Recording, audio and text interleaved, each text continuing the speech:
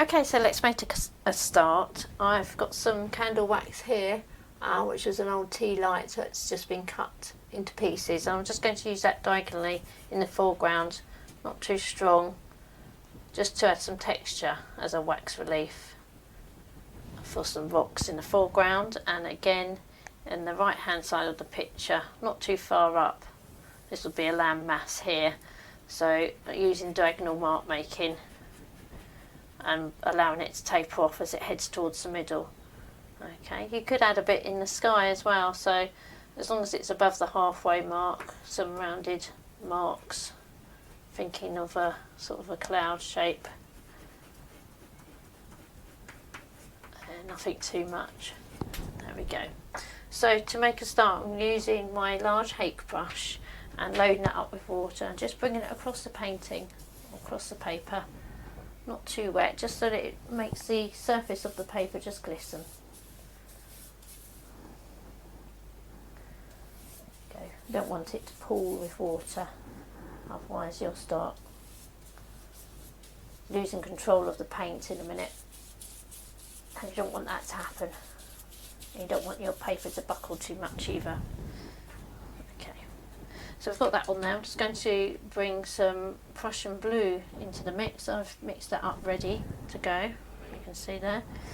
And just bring some into the picture.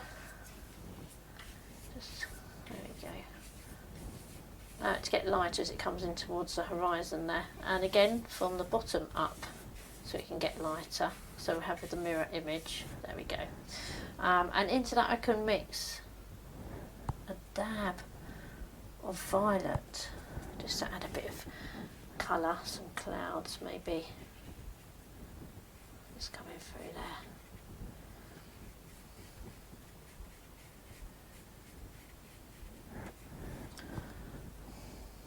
there. Don't overplay with it, that's the key really. It's to just allow the paint to do its own thing. And I'll try and mirror that somewhat. This will be the water down here, so there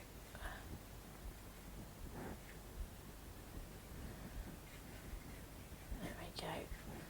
You don't want to take too long to do this. You do have a little bit of time whilst the paint is still damp enough. Just tap my brush and load up with some Payne's Grey now. This is the darkest tone and colour. So I'm going to use this in the top of my sky. I can just sweep some of that down into there. So this will help give us some depth of the sky, bringing the top of the sky forward and closer to us. I'll do this down the bottom as well.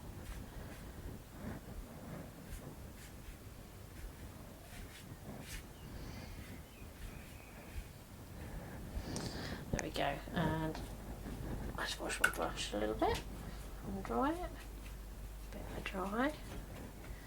So here I can just pull the paint across a little bit whilst it's still damp. You can only do this when it's still damp. There we go. Just looking out for any other areas. It's quite nice when you get these different areas here where you little bleeding bits of paint bleeding out, diffusing out. That's fine, I'm going to leave this. This is the water, so you're going to get these lovely different reflections and blends with the paint anyway, so that's absolutely fine. I'm not worried about that at all. So I'm just going to let that dry now. So I've just dried this gently with a hair dryer. You don't want to get too close to the hair dryer because it can blow and blast the paint outwards. So just from about 4 to, well, say 6 inches above the painting, so as not to disperse the paint too much. So you can see how it's dried. It's slightly lightened. It lightens as it dries. So and now I'm going to start putting in some of the background detail, so some distant hills. So with my Prussian Blue I'm going to mix some Payne's Grey to that and make it nice and watery. It doesn't want to be too strong. Payne's Grey will just give it a bit more of a natural feel. to it. Don't forget to test your colours out as well. So I'm looking at around about halfway mark, just below that by about an inch or so, and I'm going to bring the bottom line of the mounting across, or the hills across, like so. Don't want to outline the hills, I'm just going to block them in as I go. There we go. Don't want to be too dark, don't forget they're in the distance, so they want to be fairly pale. There we go.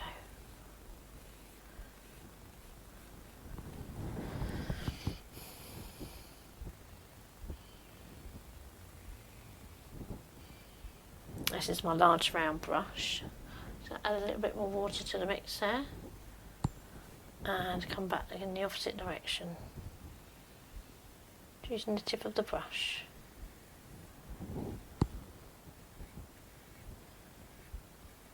Make sure they're a bit higher as they come to the edge of the picture, and that helps to lead the eye in. So these ones are paler, so they're further away. Okay, and to that mix I can add a slight hint of the violet and bring some hills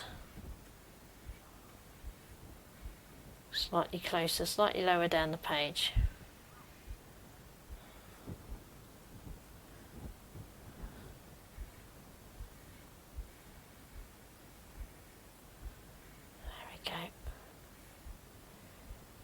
Let it taper off to the tip of the brush. Be fairly flat. There we go. That's better. That's better.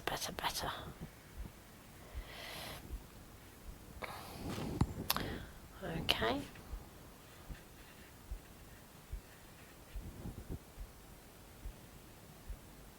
Neaten it up a little bit.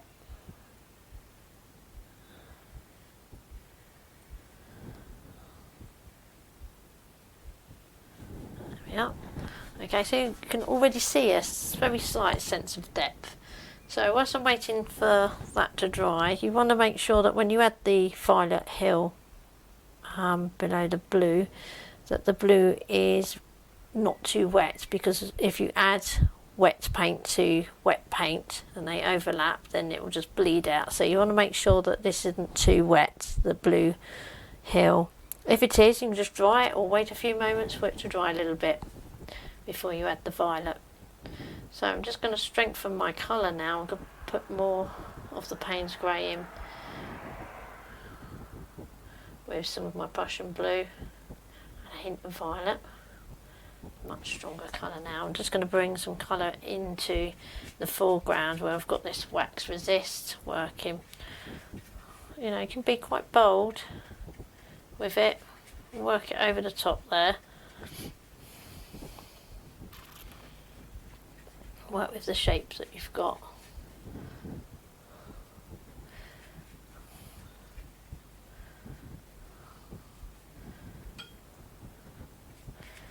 This can be really strong because it's right at the edge of your picture. It's close to us, we can see more information here.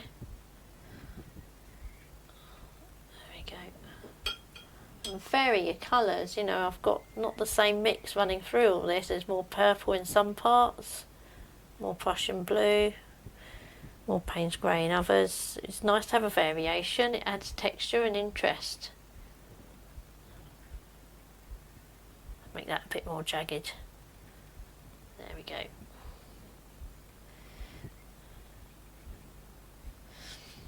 Okay, let's wash my brush. And I'm going to do some more with the same kind of mix, slightly more watery this time. And this is going where we've got the other wax resist area. So you've got this section here coming in from the right. So it's like a triangular edge. This is going to be a shore where we're going to have a boat resting on the water's edge there, just on the bank. Just block that in over top my wax resist.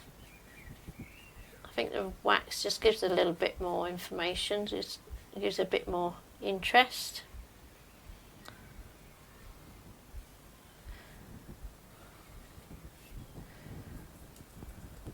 So again, don't aim to paint it as a block of all the same colour. I've got variations and different degrees of Payne's Grey, Prussian Blue and Violet. You can see that texture starting to build up there. Daubing the paint on with the brush. This is quite a nice light area here, so I'll just make it darker just underneath that.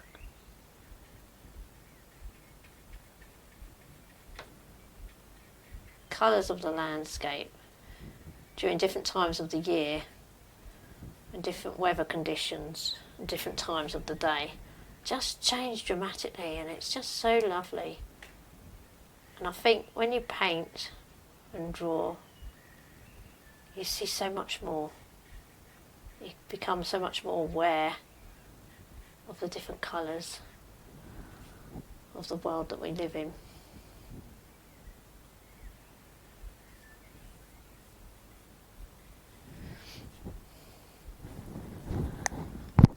There we go. Don't forget to stand back from your picture so you can see how it's looking. You're checking it. Okay, so now I'm going to move on to the middle ground here, and I'm going to add burnt umber to this area. So just make sure I can pick some up with my large paintbrush there, and just going to bring it over. Hopefully it's given the chance for the violet hill to dry, so I can put the paint in just in between that and the foreground here. So just think of this as the bank.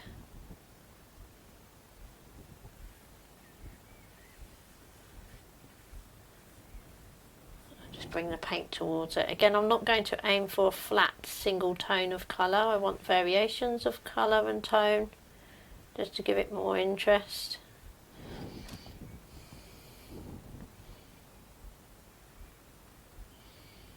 Okay, just bring it into where the Payne's Grey is there. It can be stronger in the foreground, so I can put more painting on the foreground. Just stand back and look at that, see how that's going. Okay, I'm just going to swap to a slightly smaller brush so I've got a bit more control and can refine the brushwork a bit more. That taper off. These little inlets of water I think are always nice to add a little bit of interest. A little bit darker along the bottom edge there.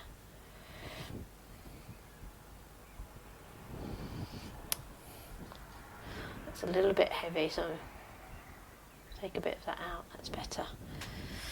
So you can see the variation in tone really does add interest. There we go, just strengthen that even more. Look.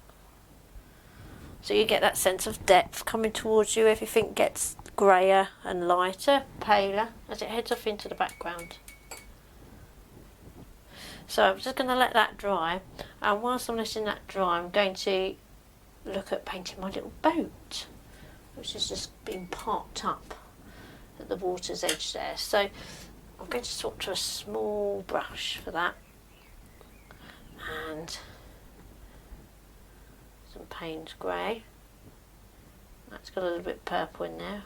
I just think I'll add a little bit more of the Prussian Blue actually.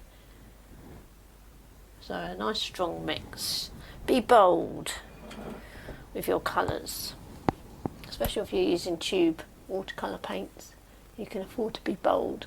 So this is a size 2 round brush, and I'm just going to bring a lovely little line that curves up at the front and tapers off, and then I'm going to block in that lovely little shape, slightly curving as it heads down. looking at the whole shape. There you go.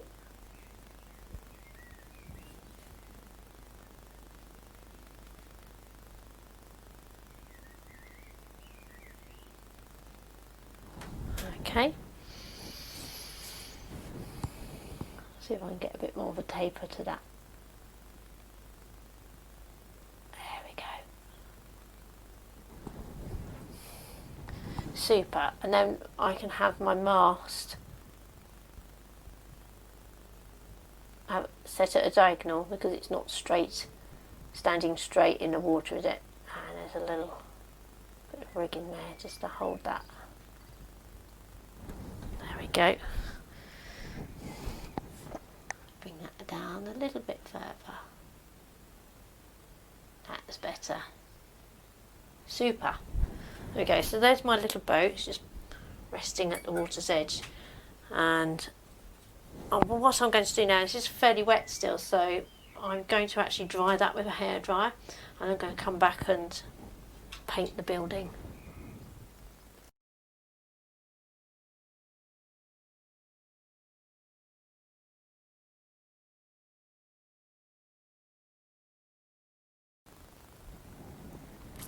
Okay, so I've just dried this area off so I can work across it now. I'm going to put in my little farm building. So heading towards the finishing touches. So in my palette I have got some little mixes of the Payne's grey there. I could add a little bit of burnt umber if I wanted, just to make it even darker. Okay, and just, if you put the verticals in first, then it's easier. Make sure they're all parallel. So this is the area that's closest to us, and then you've got this section at the back, and then I've got the other part of the little homestead. You don't want to go too diagonal with this. It's got to look as though it's going to go meet up into the horizon line up here, so your perspective lines come up and they converge at one point on the horizon line. That's the aim.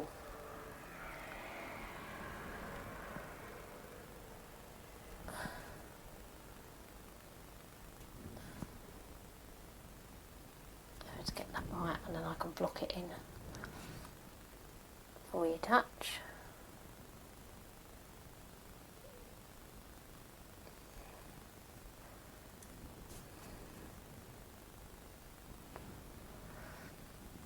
Put a little door in there. Don't put too much information in, you're just suggesting a little window. There we go. That's all you're doing. It's all about suggestion. So don't, we don't want to get over the top with detail. And as my son quite rightly pointed out, we ought to have a chimney as well. So I'm going to put a little chimney on the top. There we go. Just add a little something, doesn't it? Okay, and then last but not least, we just want to have some birds in the sky. And you could put them wherever you want, really. You could put them up here, but we've got a cloud here. So let's have them heading towards the middle of the picture, I think. So ticks, you want to think tick-like marks. So there you go, that's one there.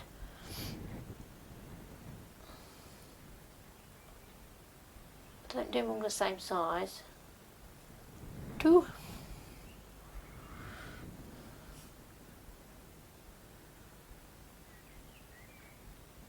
3. Let's make that a little bit longer.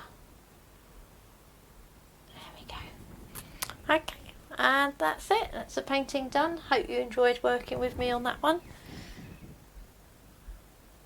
Do enjoy, and I hope you enjoyed it as well. And as I say, you can practice this. You can change the colours. You can move the horizon line. Just have fun with it and enjoy painting.